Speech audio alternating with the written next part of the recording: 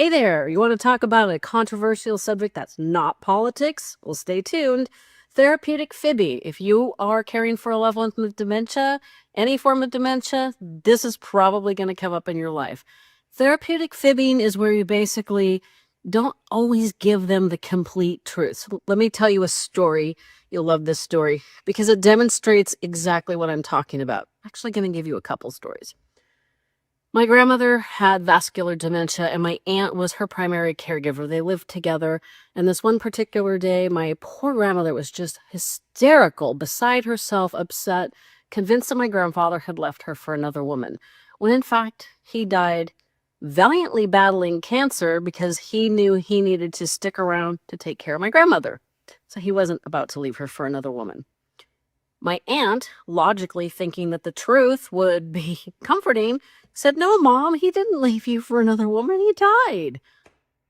To which my grandmother got more hysterical because she didn't remember he had died, and she went through an accelerated grieving process all over again. Now, my poor aunt, she had no idea what to do here. She's just telling her mom the truth, trying to make her feel better about her husband not being around.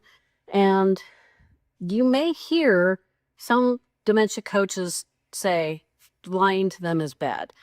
Now, I actually have the best source to see if that's actually true.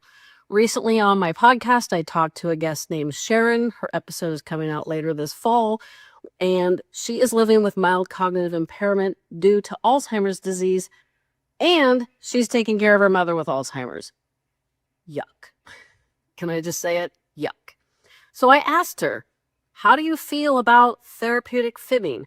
Because I was asking her as a person who is starting to lose some cognitive abilities and as somebody that's also caring for somebody who's lost cognitive abilities. So what better person to ask, right?